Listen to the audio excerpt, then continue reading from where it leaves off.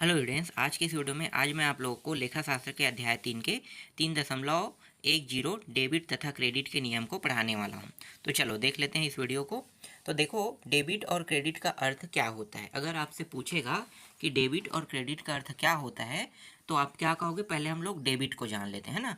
Debit का अर्थ होता है पैसे की कमी होना, है ना। पैसे की कमी होना कैसे, देखो आपके अकाउंट में 50,000 रुपये है, आप डेबिट कराने जा रहे हो, मतलब बैंक से पैसा निकालना। तो पैसा निकालोगे तो 10,000 रुपया निकाल रहे हैं हम। तो 10,000 रुपया आप निकालने के लिए गए, है ना। डेबिट करा रहे हो, इसका मतलब क्या है, आप 10,000 रुपया निकालने जा रहे हो। तो आपके अकाउंट में कितना बचेगा, सिर्फ 40,000 बचेगा। तो इसी को हम क्या कहते हैं, डेबिट कहते हैं। और क्रेडिट का मतलब क्या होता है, डेबिट समझ में आ गया। अब आते हैं क्रेडिट की ओर, है ना। तो क्रेडिट क्या होता है, क्रेडिट होता है आपके अकाउंट में अभी कितना है, अब 40,000 रुपये है ना। 10,000 आपने निकाल लिया, अब 40,000 है। वापस आप कितना जमा कर रहे हैं, 20,000 जमा कर रहे हैं। ये 20,000 आपने जमा किया तो आपके अकाउंट में कितना हो जाएगा, 60,000 रुपये हो जाएगा। तो ये कहलाता है क्रेडिट। डेबिट का मतलब आपके पैसे में कमी होना और क्रेडिट का मतलब आपके पैसे में वृद्धि होना। ठीक है, ये कहलाता है डेबिट और क्रेडिट। समझ में आ गया डेबिट और क्रेडिट। इस यहाँ पे जो लिखा है ना, इसको पूरा पढ़ने की ज़रूरत नहीं, बस आपको सिंपल और सरल शब्दों में बस जानना था। जब भी आपसे पूछा जाएगा तो बस इतना ही कहना है कि डेबिट का मतलब होता है पैसे की कमी होना और क्रेडिट का मतलब पैसे में वृद्धि होना। बस इतना ही आपको बताना है। ठीक है, इसके नियम भी बताए गए हैं, उनको भी देख लेते हैं। देखो, डेबिट और क्रेडिट के नियम क्या है। तो खाते के बाएं पक्ष अर्थात डेबिट पक्ष में लेखा कब किया जाएगा तथा दाएं पक्ष अर्थात क्रेडिट पक्ष में लेखा ये लिखा जाएगा कहते। इस बात का निर्धारण करने के लिए निम्नांकित दो मत प्रचलित है। यहाँ पे मैं आपको थोड़ा सा बता देता हूँ ना डेबिट और क्रेडिट के बारे में। देखो, बैंक अकाउंट को आप लोगों ने देखा होगा ना। अपने बैंक अकाउंट नहीं देखा है तो किसी दूसरे का मांग ले, अगर आपके पास नहीं है तो। ठीक है, या आपके घर में किसी के पास होगा, उसमें देखना एक साइड में डेबिट रहता है ना। तो मैं यहाँ पे डी बस लिख देता हूँ, डेबिट DE लिख देता हूँ। ठीक है, उसके बाद क्या रहता है, CR क्रेडिट रहता है। फिर यहाँ पे बैलेंस रहता है, अमाउंट रहता है, या टोटल कह सकते हो, टोटल, इस तरीके से। तो इस पक्ष में, डेबिट वाले पक्ष में किसको लिखा जाएगा, जब आपके अकाउंट से पैसा निकलते जाएगा ना तो इसको लिखा जाएगा। इस वाले पक्ष में जब आप पैसा जमा करोगे उसको लिखा जाएगा। अब निकलने या जमा होने के बाद जो पैसा बचेगा या बढ़ेगा, देखो बढ़ेगा या कमी होगा, है ना, तो उसको ये टोटल वाले लाइन में लिखा जाता है। ठीक है, ऐसे ही रहता है बैंक अकाउंट। तो यही चीज़ ये बताना चाहता है। इसके दो नियम हैं। पहला नियम क्या है, अमेरिकन मत है, और दूसरा है अंग्रेजी मत है। अमेरिकन मत क्या कहता है, तो इस मत के अनुसार समस्त व्यापारिक लेन देनों के आधार पर खातों को 5 वर्गों में बांटा गया है तथा प्रत्येक खातों को उसकी प्रकृति के अनुसार डेबिट तथा क्रेडिट करने के नियमों को निम्नानुसार स्पष्ट किया गया है। तो चलो, अब इन पांचों नियमों को मैं आपको बता देता हूँ। ठीक है, इसके बारे में बुक में लिखा है लेकिन मैं आपको यहीं पे बता देता हूँ। बहुत ज़्यादा इसमें डिटेल में जाने की ज़रूरत नहीं है, बहुत सरल टॉपिक है, बहुत आसान टॉपिक है ना। संपत्ति के खाते। संपत्ति के खाते का मतलब क्या होता है, आप लोगों को मैंने पढ़ाया था, क्या पढ़ाया था, संपत्ति के बारे में ना। संपत्ति, पहले हम यहाँ पे आते हैं। संपत्ति बराबर क्या होता है, दायित्व प्लस पूंजी, ये होता है ना, दायित्व प्लस पूंजी। तो पूंजी मेरे पास कितना है, 5,000 है। तो संपत्ति भी क्या होगा, 5,000 होगा ना, 5,000। अब इस 5,000 में से 1,000 का मैं क्या खरीद रहा हूँ, फर्नीचर। तो मैं फवस लिख देता हूँ। ठीक है, 1,000 का मैंने फर्नीचर खरीदा। तो 1,000 रुपया जो है यहाँ से माइनस होके कहाँ पे आ जाएगा, फर्नीचर के साइड में आ जाएगा, आएगा ना फर्नीचर के साइड में। तो यहाँ पे जो रुपया है ये कैश है ना, 5,000 जो कैश था उससे 1,000 की कमी हुआ तो 4,000 बचा। यहाँ पे मैं 40 लिख रहा हूँ, 4,000 बस लिखना है ना। तो 4,000 हो जाएगा ये। और फर्नीचर 1,000 की क्या हो गए, फर्नीचर हो गया। तो कुल मिला के मेरे संपत्ति जो है 5 के 5,000 है ना। अब ये 1,000 के ये जो फर्नीचर है, अगर मैं इसको बेच देता हूँ, ध्यान देना, अगर मैं इसको बेच देता हूँ तो 1,000 की जगह में मैं 1,200 में बेच रहा हूँ, 1,200 में बेच रहा हूँ, तो वापस क्या प्राप्त हो गया, कैश प्राप्त हुआ। तो 1,200 कहाँ पे आ जाएगा, कैश के साइड में आ जाएगा। ठीक है, कैश के साइड में 1200 आ जाएगा। तो 1200 आ जाएगा तो ये 4000 प्लस 1200 कितना हो जाएगा? 4000 प्लस 1200 मैं बराबर करके यहाँ पे लिख देता हूँ 5200 होगा ना। तो कितने की वृद्धि हुई? 200 की। तो ये 200 कहाँ पे लिखना है हमें? ये पूंजी के साइड में लिखना है, क्योंकि 200 रुपये का मुनाफा हुआ, तो ये भी 5200 हो जाएगा। ठीक है। तो संपत्ति का मतलब क्या है? संपत्ति का मतलब है कि ये जो फर्नीचर है उसमें क्या हुआ, जैसे मैंने बेचा तो फर्नीचर में क्या हो गया? कमी हो गया। ठीक है। वापस कैश में क्या हुआ? वृद्धि हुआ। लेकिन जब मेरे पास कैश था तो जब मैंने फर्नीचर खरीदा तो कैश में क्या हुआ? कमी हुआ। और किस में वृद्धि हो गया? फर्नीचर में वृद्धि हो गया। तो संपत्ति के खाते का मतलब यही है कि कैश में वृद्धि होना या फिर जो माल है जैसे फर्नीचर है उसमें कमी या वृद्धि को बताना। समझ में आ गया? संपत्ति के खाते का मतलब क्या है?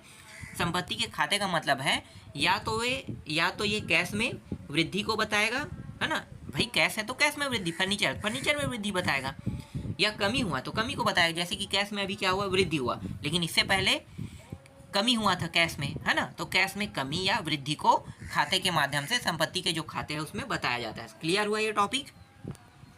दूसरा टॉपिक देखो, यहाँ पे देयताओं के खाते। देयताओं के खाते का मतलब क्या है? जब आप किसी से ऋण लेते हैं है ना, ऋण लेते हैं तो आपके जो संपत्ति है उसमें वृद्धि होगा कि नहीं होगा? होगा ना। ये हमने पहले भी पढ़ा है। देखो, संपत्ति के खाते बराबर दायित्व के खाते प्लस पूंजी के खाते। ठीक है। संपत्ति हमारे पास 5000 है। 5000 क्या है? संपत्ति है। 1000 हमने क्या लिया? दायित्व मतलब कर्जा लिया, और ये 5000 ये हो गया। तो 1000 का यहाँ पे क्या हो जाएगा? वृद्धि हो जाएगी। ये भी 6000, ये भी 6000, है ना, 6000। तो जब कभी भी हम बैंक या कहीं से भी कर्जा लेते हैं तो वो क्या कहलाता है? दायित्व के खाते कहलाते हैं, है ना, दायित्व के खाते। और इसे दायित्व के पक्ष में लिखा जाता है। देखो, दायित्व के पक्ष में मैंने लिखा ना, तो हमेशा इसको कहाँ पे लिखा जाता है? दायित्व के साइड में लिखा जाता है। ठीक है। 1000 को तो दायित्व के खाते में लिखा है। अगर मैं इस पैसे को चुका दूंगा तो ये दायित्व से क्या हो जाएगा? हट जाएगा, है ना। तो ये दायित्व के खाते भी क्या बताता है? वृद्धि और कमी को बताता है। इसका भी काम वही है। अगर कर्जा लिए तो आपके संपत्ति में वृद्धि होगा, अगर कर्जा चुका देते हो तो आपके संपत्ति में कमी होगा। क्लियर हुआ दायित्व का खाता का मतलब? इसके बाद पूंजी खाता। पूंजी खाता क्या होता है? पूंजी खाते का मतलब है जो आपने व्यवसाय किया है ना, उसमें जो पैसा लगाया हो। अब व्यवसाय के लिए कितना पैसा दे रहे हो? 50,000 रुपये दे रहे हो या 5000 दे रहे हो ना। चलो इसको भी थोड़ा ऐसे समझते हैं ना। 5000 रुपया यहाँ पे मैं ले लेता हूँ, बराबर दायित्व 0 और पूंजी भी 5000 रुपया रहेगा। तो ये पूंजी खाता है। तो पूंजी जितना रहेगा उतना संपत्ति भी रहेगा। तो 5000 रुपया क्या है? मैं अपने बिजनेस में लगा रहा हूँ, है ना, अपने बिजनेस में लगा रहा हूँ। अब क्या हुआ? मैं मकान टैक्स दे रहा हूँ, मतलब जो मकान है, भवन है, वो मैंने किराए में किया है, किराए में लिया है। तो 1000 रुपये मकान का किराया दे रहा हूँ, तो माइनस होगा कि नहीं होगा? भाई पूंजी से कमी होगा। तो यहाँ भी रोकड़ में भी क्या होगा? ये कमी में जाएगा ही जाएगा, क्योंकि मकान का जो किराया दे रहे हैं। तो 4000 ये भी, 4000 ये भी, देखो 4000 ये भी हो गया। ठीक है। तो ये पूंजी खाता क्या बताता है? पूंजी खाता भी कमी और वृद्धि को बताता है। ठीक है। अगर मैं मकान किराए में लिया हूँ तो 1000 रुपया मैं उसको दूंगा, तो मेरे पूंजी में क्या हुआ? कमी हुआ। लेकिन अगर मैं कोई सामान बेच रहा हूँ, जैसे कि 1000 का सामान था और 1200 में बेच दिया, तो 200 रुपये की वृद्धि हुआ, तो वो उसे कहाँ पे लिखेंगे? वृद्धि के साइड में लिखेंगे। तो हमेशा हर खाते के दो पक्ष होते हैं, एक कमी होना, एक वृद्धि होना। कमी होना को हम क्या कहेंगे? डेबिट कहते हैं, आपको पता है ना, डेबिट हम कहेंगे। और वृद्धि होना को क्या कहेंगे? हम लोग क्रेडिट कहेंगे। तो हर खाते के दो पक्ष होंगे, एक कमी को दर्शाएगा, एक वृद्धि को दर्शाएगा। तो ये पूंजी खाते भी कमी और वृद्धि को दर्शाता है। तो मैंने एग्जाम्पल के थ्रू आपको बता दिया किस प्रकार से होगा ना। अब देखो यहाँ पे आते हैं आगम खाता पे, मतलब आगम संबंधी या आय संबंधी। तो यहाँ पे एकदम मैं सिंपल सरल शब्दों में बता देता हूँ। देखो यहाँ भी कमी वृद्धि होगा, खाता संबंधित है तो कमी वृद्धि होगा ही होगा, है ना। तो आगम संबंधी या आय के खाते का मतलब क्या होता है? अगर आपके आय में वृद्धि होगा, है ना, आय में वृद्धि होने पर क्या होगा? पूंजी में वृद्धि होगा। सीधी सी बात है। आय बढ़ेगा मतलब पैसा आपका बढ़ेगा, तो पूंजी बढ़ेगा ही बढ़ेगा, है ना। अगर आय में कमी होता है तो पूंजी में कमी होगा। इसका कहने का मतलब यही है। अब व्यय संबंधी खाते का मतलब क्या होता है? देखो जस्ट उल्टा होगा। आगम संबंधी या आय संबंधी खाते के जस्ट उल्टा क्या होगा, व्यय संबंधी खाते का होगा। अगर अगर आपकी पूंजी घटती है ना, तो व्यय क्या होगा, देखो एक मिनट यहाँ पे क्या होगा, अगर आपकी व्यय में कमी होता है तो पूंजी बढ़ती, समझो व्यय है ना, व्यय में कमी होगा तो पूंजी बढ़ेगा, अगर पूंजी में बढ़ोतरी होगा तो व्यय में क्या होगा, कमी होगा। और इसके भी दो ही पक्ष है, एक डेबिट और क्रेडिट, है ना, कमी और वृद्धि को ये भी दर्शाता है। समझ में आया? ज़्यादा कुछ नहीं, बस इतना ही आपको इसमें जानना था। इसके लिए बहुत सारे ना टॉपिक दिए हुए तो मैंने उसे हटा दिया और आपको सिर्फ बिंदु पॉइंट के माध्यम से समझा रहा हूँ, इसीलिए। देखो अब 11वां उदाहरण देख लेते हैं। उदाहरण तो इसमें बहुत सारे हैं, सबको नहीं देखना है, हमें कुछ ही एग्जाम्पल को देखना है ना। तो 11वां एग्जाम्पल को देखो, यहाँ पे क्या है, मशीनरी के बारे में बताया गया है, देय विपत्र के बारे में, है ना, पूंजी के बारे में, मजदूरी दी गई है, किराया दी गई है ना, वेतन दिया गया है। तो किसको क्रेडिट में लिखना है, किसको डेबिट में लिखना है, ये यहाँ पे बताया गया है। तो मशीनरी, ठीक है, मशीनरी तो मशीनरी जो है ये क्रेडिट है कि डेबिट है, ये हमें बताना है। तो यहाँ पे देखो, ये जो है एसेट के साइड में लिखा जाता है। एसेट मतलब संपत्ति, आपको पता है ना। अगर मेरे पास 50,000 रुपया है, 50,000 में से 10,000 रुपये का मैं मशीन या फर्नीचर खरीदा, तो ये मशीन फर्नीचर जैसा ही है ना। तो फर्नीचर मैंने खरीदा, तो जो कैश है वो 40,000 का हो जाएगा और मशीन कितना हो जाएगा, 10,000। तो ये एसेट के साइड में रहेगा कि नहीं रहेगा, रहेगा ना, इसलिए ये एसेट यहाँ पे लिखा गया है। समझ में आ गया? एसेट मतलब संपत्ति। अब ये संपत्ति है, तो संपत्ति में मेरा वृद्धि हुआ है क्योंकि मैंने खरीदा है। समझो, मैंने संपत्ति को, मतलब जो मशीन है इसको मैंने खरीदा है, तो संपत्ति में, संपत्ति जो है मतलब जो मशीन है वो मेरा संपत्ति है, तो उसको मैंने खरीदा है, तो इसमें वृद्धि हुआ है, इसीलिए इसे क्रेडिट के पक्ष में लिखा गया है, ध्यान देना, है ना, इसीलिए इसे क्रेडिट लिखा गया। अगर मैं इसे को बेचता तब ये क्या होता, डेबिट होता। तो मैंने इसे खरीदा है तो ये क्या है, क्रेडिट में। दूसरा है देय विपत्र। देय विपत्र, ठीक है, तो देय विपत्र जो है ये लाइबिलिटीज वाला है, ठीक है, लाइबिलिटीज वाला। कैसे समझ में आएगा, लाइबिलिटीज वाला है। आप किसी को देय विपत्र मतलब आप जो है कर्जा लिए हो उसको चुका रहे हो, इसका मतलब यही। देय विपत्र का मतलब क्या है, बिल पेमेंट कर रहे हो, या फिर देखो बिजली का बिल भी बिल पेमेंट होता है ना। बिल आया कितना आपका, 1,000 रुपये आया है, तो उसको चुकाओगे कि नहीं चुकाओगे, तो वो एक हिसाब से 1,000 रुपये आपका कर्जा है ना। जैसे ही पटाओगे तो वो क्या हो जाएगा, बिल पेमेंट हो जाएगा। तो यही ये कहना चाह रहा है कि देय विपत्र मतलब बिल पे कर रहा है। तो बिल पे कर रहा है मतलब अपने अकाउंट से 1,000 रुपये दे रहा है। और जैसे कर्जा लेना और कर्जा चुकाना, ये किस साइड में रहता है, देताएं में ना। तो ये लाइबिलिटीज को क्या बोलते हैं, देताएं ही बोलते हैं ना। इसीलिए यहाँ पे देखो लाइबिलिटी लिखा हुआ है और ये डेबिट किया गया है, चुका रहा है, ठीक है। इसके बाद पूंजी पे आते हैं। पूंजी भी लाइबिलिटीज का हिस्सा है, दायित्व प्लस पूंजी दोनों एक ही हिस्सा में रहते हैं ना। तो लाइबिलिटीज का हिस्सा है और पूंजी क्या है, डेबिट में आएगा, है ना। पूंजी भी क्या आएगा, डेबिट की ओर आएगा, क्योंकि पैसा क्या हो रहा है, दे रहा है। आप मकान किराया दे रहे हो ना, तो इस तरीके से आप चुका रहे हो, तो इसका मतलब क्या है, ये भी क्या होगा, डेबिट की ओर होगा। मतलब पूंजी में क्या हो रहा है, कमी हो रहा है। अगर आप अपने पैसे से, जो पूंजी से, या संपत्ति भी कह सकते हैं, 1,000 रुपया अगर आप रूम किराया दे रहे हो, तो इसका मतलब है कि आपकी संपत्ति में कमी होगा, है ना। तो डेबिट का मतलब क्या हो गया, कमी होना। तो ये भी लाइबिलिटीज का हिस्सा था। अब आते हैं मजदूरी की ओर। ये मजदूरी दी, तो मजदूरी में क्या हो जाएगा, ये मजदूरी जो है ये एक्सपेंसेस का हिस्सा है ना, मजदूरी जो है, और यहाँ पे क्रेडिट किया गया है, ठीक है। अगर आप मजदूरी देते हो, ठीक है, मजदूरी भी एक प्रकार का हिस्सा है। यहाँ पे मजदूरी को क्रेडिट में ले लिया गया है, जबकि ये डेबिट में होना चाहिए, क्योंकि संपत्ति से क्या होगा, पैसा की कमी होगा ना। तो मेरे हिसाब से ये डेबिट में होना चाहिए। फिर किराया दिया भी कह रहा है यहाँ पे, तो किराया को भी यहाँ पे किस में ले लिया गया है, क्रेडिट में ले लिया गया है। किराया देना कैसे क्रेडिट हो गया यार, मेरे अकाउंट से तो कमी हो रहा है, तो डेबिट में होना चाहिए ना। यहाँ पे थोड़ा सा गलती दिया है, ठीक है, ये डेबिट में होना चाहिए, क्योंकि मैं किराया दूंगा तो मेरे अकाउंट से पैसा जाएगा, मतलब संपत्ति में कमी होगा, और साथ ही साथ मेरी पूंजी में भी कमी होगा। तो डेबिट का हिस्सा होना चाहिए ये दोनों जो है। इसके बाद वेतन का देना बाकी है ना, वेतन का देना बाकी है, तो ये डेबिट सही है, ठीक है, लाइबिलिटीज के हिस्सा में यार जोड़ा गया है। अगर किसी का वेतन देना बाकी है तो ये क्या होगा, जब दोगे तो डेबिट की ओर चला जाएगा, मतलब आपके अकाउंट से कमी हो रहा है। तो इस तरीके से है ना चार्ट।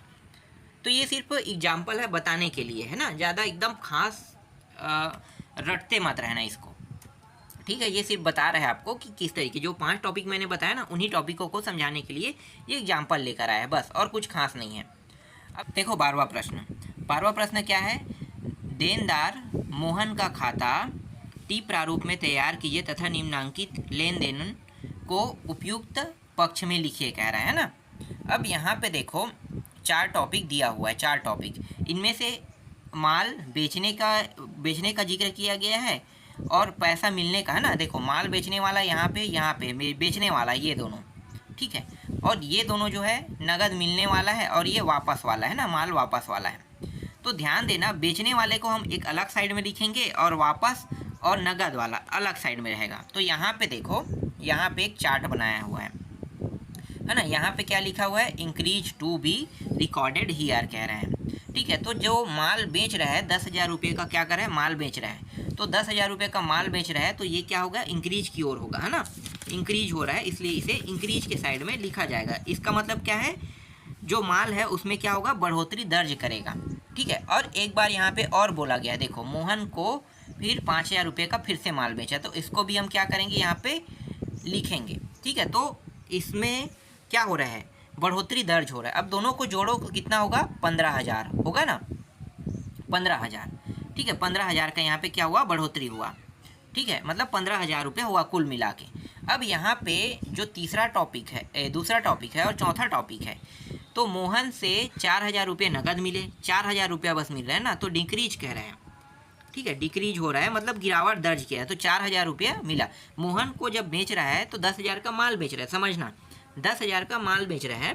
अब इस 10,000 के माल में उन्होंने सिर्फ 4,000 ही पेमेंट किया है, बाकी 6,000 बचा हुआ है ना, तो 4,000 पेमेंट किया, तो मैंने यहाँ पे 4,000 लिखा, ठीक है।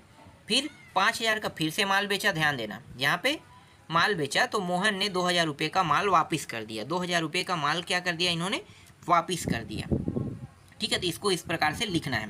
तो ये जो दोनों हिस्सा है ये प्लस में जाएगा, तो 15,000 हो गया। लेकिन यहाँ पे ऐसा नहीं होगा, यहाँ पे क्या होगा, यहाँ पे देखो ये दोनों जो है ये कितना है, 15,000 है ना, 15,000, लेकिन ये 15,000 नहीं है, ये दोनों को जोड़ो कि कितना होगा, 6,000। तो 6,000 हो रहा है, तो 15,000 होने के लिए कितने की आवश्यकता है, 9,000 की ना, तो 9,000 यहाँ पे लेना है, ठीक है। ये बाकी है 9,000, फिर आपको क्या करना है, 15,000 इस तरीके से कर देना है, तब दोनों के इससे क्या होंगे, बराबर होगा।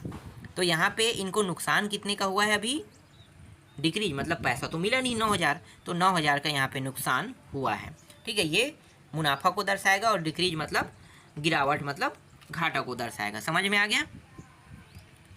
अब इसके दूसरे जो पक्ष है ना, अंग्रेजी मत, उनको देख लेते हैं। तो देखो अंग्रेजी मत क्या कह रहा है, अंग्रेजी मत के 3 भाग है। पहला जो है व्यक्तिगत खाते, वास्तविक खाते और नाम मात्र के खाते। चलो थोड़ा थोड़ा पढ़ लेते हैं। व्यक्तिगत खाते का मतलब क्या होता है, व्यक्तिगत खाते को डेबिट या क्रेडिट करने का नियम। देखो हर में डेबिट होगा या क्रेडिट होगा, है ना, तो 2 ही तो होते हैं, एक डेबिट करना है, क्रेडिट करना।